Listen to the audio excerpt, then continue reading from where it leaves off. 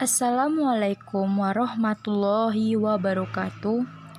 Perkenalkan, nama saya Tirta Investama, NIM 2011140029, kelas 1A Perbankan Syariah, mata kuliah Dinamika Kelompok, dosen pengampu Debbie Arisandi, MBA.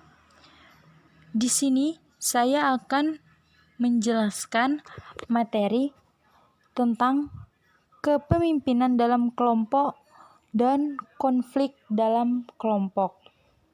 Selamat menonton. Sebelum menonton, saya punya satu pantun untuk Ibu Debbie.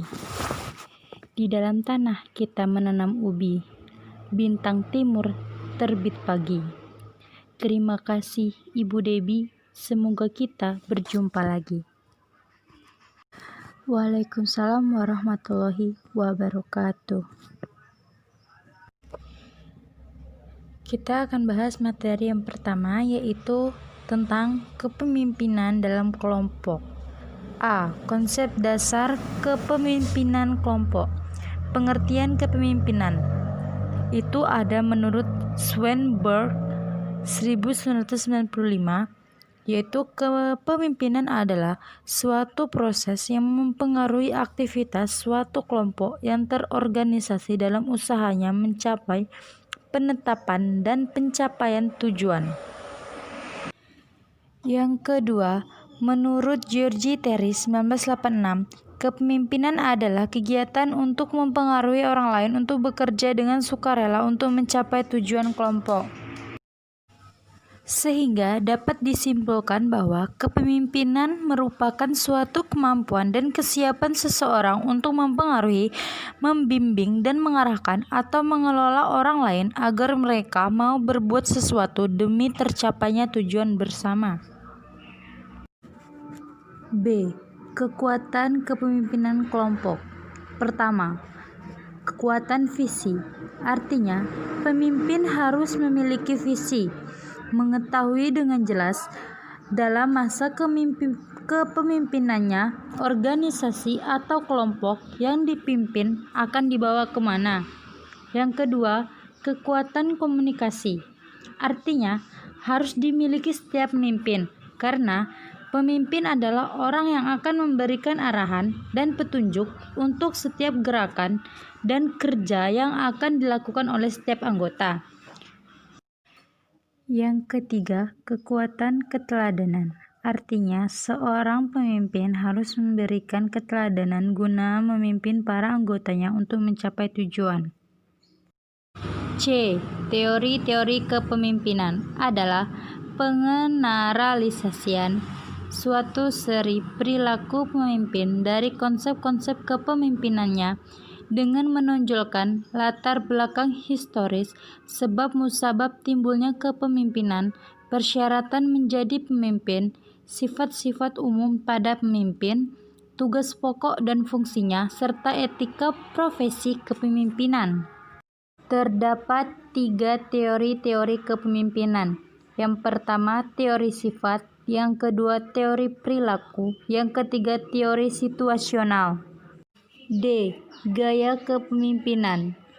Macam-macam gaya kepemimpinan. Yang pertama, gaya kepemimpinan demokrasi. Yang kedua, gaya kepemimpinan otoriter. Yang ketiga, gaya kepemimpinan partisipatif. Yang keempat, gaya kepemimpinan bebas tindak. E. Masalah dan anyang diberikan anggota analisis kepemimpinan kelompok ada 2, yaitu ketidakpercayaan dan kurangnya tanggung jawab. Selanjutnya, kita akan membahas materi yang kedua, yaitu konflik dalam kelompok. A. Definisi konflik. Konflik adalah ketidaksesuaian atau perbedaan sesuatu antara 2 orang atau lebih anggota-anggota atau kelompok-kelompok organisasi. B. Jenis-jenis konflik. Yang pertama, konflik dalam individu. Yang kedua, konflik antar individu dalam organisasi yang sama. Yang ketiga, konflik antar individu dan kelompok. Yang keempat, konflik antar kelompok dalam organisasi yang sama. Yang kelima, konflik antar organisasi. C. Penyebab konflik. Adapun penyebab konflik, yang pertama, beda pemahaman, beda latar belakang, beda kepentingan, beda sudut pandang, dan beda kemampuan. D. Sebab-sebab konflik. Adapun sebab-sebab konflik ini terjadi, yaitu yang pertama, perbedaan pendapat, yang kedua, salah paham, yang ketiga, salah satu atau kedua belah pihak merasa dirugikan, yang keempat, perasaan yang selalu sensitif, yang kelima, konflik yang disebabkan oleh faktor internal. Selanjutnya, adapun pentingnya konflik dalam organisasi. Karena dengan adanya konflik ini dapat bermanfaat untuk mengadakan perubahan atau inovasi dan menghasilkan pemecahan persoalan yang lebih baik. Selanjutnya, pentingnya mengetahui adanya konflik. Dengan kita mengetahui adanya konflik, maka konflik yang timbul akan dapat segera dicegah, diarahkan, bahkan dihilangkan. Lalu, ada cara mengetahui konflik seawal mungkin. Nah, di sini artinya dengan kita mengetahui konflik dari awal, maka kita dapat menciptakan komunikasi timbal balik, gunakan jasa informasi yang ada. Artinya di sini kita harus meminta informasi kepada orang-orang yang bersangkutan. Yang ketiga, memintalah penjelasan pihak ketiga. Selanjutnya di sini ada pendekatan baru dalam manajemen konflik. Arti dari manajemen konflik tersebut adalah rencana untuk menyelesaikan semua permasalahan ataupun konflik, sehingga penyangga atau penengah diletakkan di tengah-tengah pihak yang berkonflik. Yang kedua, membantu pihak yang berkonflik dengan mengembangkan pandangan yang lebih baik. Yang ketiga, merancang kembali struktur organisasi agar konflik berkurang.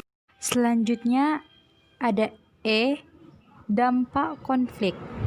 Dampak yang ditimbulkan dalam konflik, yang pertama, kemampuan koreksi diri sendiri.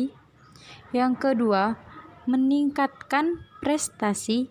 Yang ketiga, pendekatan yang lebih baik. Yang keempat, mengembangkan alternatif. Maksud dari mengembangkan alternatif ini, saat kita terjadi konflik, otomatis kita akan berpikir bagaimana caranya untuk konflik tersebut terselesaikan. Lalu selanjutnya F, mengelola konflik. Maksud dari mengelola konflik ini adalah bagaimana cara kita mengetahui apakah terjadi sebuah konflik. Yang pertama, cek-cek lagi. Maksud dari cek-cek lagi adalah kita bertanya kepada pihak yang sedang berkonflik apakah benar sedang terjadi konflik. Yang kedua, konfirmasi. Maksud dari konfirmasi ini adalah kita bertanya kepada orang yang bersangkutan apa penyebab sehingga terjadi konflik. Yang ketiga, positive thinking. Yang keempat, lapang dada. Yang kelima, tidak ada merasa yang paling benar. Yang keenam, cinta kebenaran. Selanjutnya ada keadaan kelompok yang sedang bersaing. Dengan adanya konflik ini dapat membangkitkan rasa setia, perhatian terhadap psikologis anggota, perubahan menjadi autokrasi, dan yang terakhir lebih berstruktur. Lalu ada rancangan rekayasa untuk memperkecil terjadinya sebuah konflik. Yang pertama, pengikut sertaan dalam latihan dan tujuan. Yang kedua, pemisahan dua kelompok yang berkonflik. Yang ketiga, membuat dan membahas daftar persepsi yang dibuat. Empat, perundingan untuk mencerna dan analisis kepincangan citra diri dan kelompok. Yang kelima, membahas kepincangan yang ditemukan. Yang keenam, penjajakan bersama dan tujuan bersama. Yang terakhir, yang ketujuh, yaitu manajemen tata hubungan dan mengurangi konflik. Lalu yang terakhir ada G, sikap antisipatif. Dengan adanya sikap antisipatif ini dapat memperkecil konflik, menambah komunikasi, dan memenuhi tujuan pemimpin. Yang kedua, menetapkan kondisi organisasi, merangsang kerjasama dan persaingan. Perhatikan kutipan berikut. Dengan konflik, hidup akan lebih hidup, sebagai tanda kita hidup, tidak mati. Artinya, walaupun konflik ini lebih mengarah ke negatif, tetapi banyak sekali manfaat yang dapat kita ambil, sehingga kita bisa menjalankan hidup ini lebih baik. Terima kasih.